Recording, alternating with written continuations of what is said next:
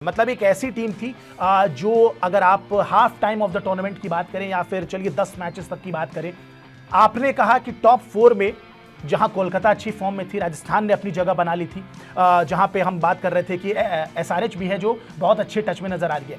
चौथी टीम के कंटेंशन में शायद उस समय ना हम आरसीबी की बात कर रहे थे, सीएसके का भी मामला डमाडोल लग रहा था। एक टीम थी जिसको लगा कि ये चौथी टीम फिक्स हो सकती है, इक्का दुक्का मैच बस जीत जाए तो, नाम था एलएसजी का। अचानक से टीम 2 मैचेस हार किया जाती है, एक पैनिक सा क्रिएट हो जाता है ड्रेसिंग रूम में, खिलाड़ियों के बीच में, मैदान पे वो चीज नजर आती है। निकोलस पूरन के अलावा कोई और परफॉर्म नहीं करता। एक ऐसी विकेट जहां पे एक टीम 10 ओवर में 9.4 ओवर में टू बी वेरी स्पेसिफिक 167 का टारगेट अचीव कर लेती है। ऐसी पाटा विकेट सामने जब बल्लेबाजी कर रहे होते हैं इनके कप्तान केएल राहुल, तो शायद 32 गेंदों में 29 रन बना के खेल रहे होते हैं। ऐसी तो पिच बिल्कुल बदल नहीं गई। और उसके बाद मैच जब ये खत्म हुआ तो उसके बाद पिच पे बहुत सारे विजुअल्स नजर आए जहां मालिक जो हैं संजीव गोयनका उनके साथ बातचीत करते नजर आए। हालांकि बाद में उन्होंने डिनर पे इनवाइट किया, बहुत सारी बातें कही। बिल्कुल नहीं, ऐसा उन्होंने कवर करने की कोशिश की कि भाई two cricketing braves just discussing cricket, ऐसा कुछ नहीं होता है। देखिए हजारों मिलियंस लोगों ने आपको स्क्रीन पे देखा है, बॉडी लैंग्वेज कोई किसी को पढ़ाता नहीं है, ये सारी चीजें बचपन से सीखते हैं एक दूसरे को देख के ही। और इस समाज में हम भी जी रहे हैं, हमने इतनी देख ली कि वो ढंग से उनको प्रॉपर फटकार लगाई जा रही थी, डांटा जा रहा था आपके कप्तान को, और ये चीजें बिल्कुल नहीं होनी चाहिए। और शायद वहीं से टीम बिखर गई। सबसे स्ट्रॉन्गेस्ट कंटेंडर जो चौथे पॉइंट पे जा सकते थे, चौथी पोजीशन के, मुझे लगता है वहां से टीम बिल्कुल उसके पहले ही बिखर गई थी, लेकिन उसके बाद वो ताबूत में आखिरी कील वाली बात हो गई, वो विजुअल डिफेंसिव अप्रोच और सेल्फिश मेंटालिटी।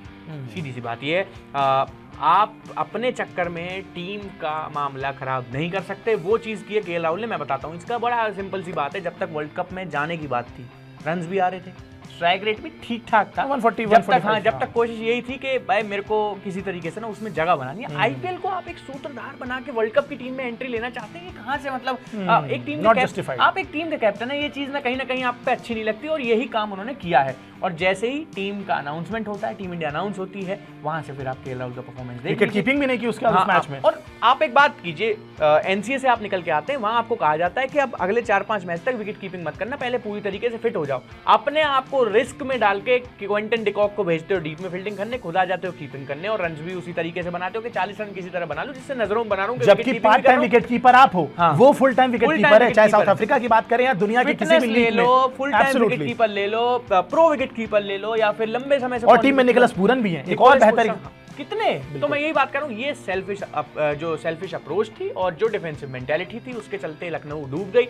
कोई नहीं है, इसका सबसे बड़ा जिम्मेदार है केएल राहुल। वो डांटना ठीक नहीं था इतने बड़े प्लेयर को मैदान में, लेकिन जो बात है वो तो है भाई, मानी जाएगी, गलती उन्हीं की थी पूरी तरीके से। एक इस तरह की कप्तानी थी, मुझे तो समझ नहीं आई। आप टीम का जो लंका है वो खुद ही लगा दे रहे हो, तो बाकी आप 11-12 खिलाड़ियों से क्या एक्सपेक्ट करोगे? और इसमें कोई बहुत बड़ी बात भी नहीं है कि अगले सीजन से पहले ड्रॉप कर दिया जाए, किसी और टीम में वो चले जाए। काम उन्होंने ऐसा किया। केएल राहुल रहेंगे अगले सीजन टीम में? नहीं, ये तो रिपोर्ट्स में सीधी बात सामने आ भी गई है कि वो दूसरी टीम कोई ना कोई पकड़ेंगे।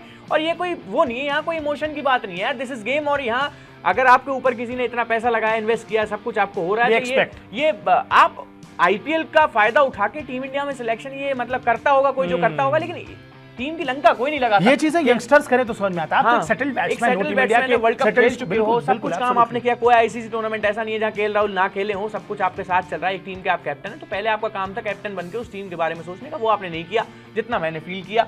और जब नाम गया, सेम हुआ मार्कस स्टोइनिस के साथ, एक आध मैच में चले, खैर उनका नेचर ही वैसा है, किसी मैच में चलेंगे, किसी में नहीं चलेंगे, चलेंगे तो अकेले जिता देंगे। ऑस्ट्रेलियन कॉन्ट्रैक्ट से वो भी बाहर थे, लेकिन कर रहे थे अपना काम जितना बन पा रहा था। लेकिन ये टीम वही बात है, इक्का दुक्का परफॉर्मेंस, और 1-2 प्लेयर्स, मयंक यादव अनफिट हो गए, सबसे बड़ा रीजन का, जो उसके बाद से बॉलिंग लाइनअप जो वीक हुआ। आप इतना ज्यादा ऑन पेपर ठीक लग रही थी टीम, लेकिन ऑन ग्राउंड वो चीज, परफॉर्मेंस भी अच्छे थे, तीसरे। और सुनो सबसे बड़ी बात, 14 अंक थे इनके पास, नहीं 12 अंक थे इनके पास, और 2 मैच जीत के 16 करके अच्छा खासा प्लेऑफ में जाने का सिंपल सीधा फंडा था, पहुंच जाते। कोई इफ नो कोई बट नो, लेकिन क्या कर दिया अब इन्होंने? आपने खुद देखा, वो दोनों चांसेस गवा दिए, टीम हार गई। और हारने के बाद तो फिर भाई ये इस तरह के बवाल तो आप एक्सपेक्ट कर सकते हैं, और हुआ भी कुछ वैसा ही। टीम मारी गई केएल राहुल की वजह से। इसके कोई और मुझे तो कोई वो नजर आता नहीं है। स्पिन डिपार्टमेंट, कुणाल पांड्या जैसा खिलाड़ी भी ठीक ठाक परफॉर्म करने लग गया था बाद में, लेकिन बात वही है ना, आप 10 ओवर में 60 रन करके ऐसे टाइम पे दोगे, अब एसआरएच की टीम सामने खेल रही है, एक अच्छे खासे बैटिंग विकेट पे स्कोर दे रहे हो आप 170, उन्होंने 9.5 ओवर में बना के रख लिया यार। तो ये डिफेंसिव अप्रोच और कहीं ना कहीं वही सेल्फिश मेंटालिटी जिसकी मैं बात कर रहा हूँ वो ले डूबी इस टीम को। और अब इस बार गौतम गंभीर तो थे ही नहीं, तो आप ये तो उम्मीद कर ही नहीं सकते कि एक टीम की तरह खेलेगी। तो बिल्कुल जी, तो वो ये हिसाब था लखनऊ की टीम का, शायद यही चीज़ बैकफायर कर गई। एक विकेट पे आप जहां 32 गेंदों में 29 रन बना के खेल रहे हो और सामने वाली टीम 9.4 में 167 आई गेस बना देती है, तो मुकाबला आप वहीं पे हार जाते हैं और दोनों टीमों के बीच का डिफरेंस शायद आपको समझ में आ जाता है। और इसीलिए जो सामने वाली टीम थे वो आज फाइनल में पहुंची हुई है और उसके सामने है कोलकाता नाइट राइडर्स।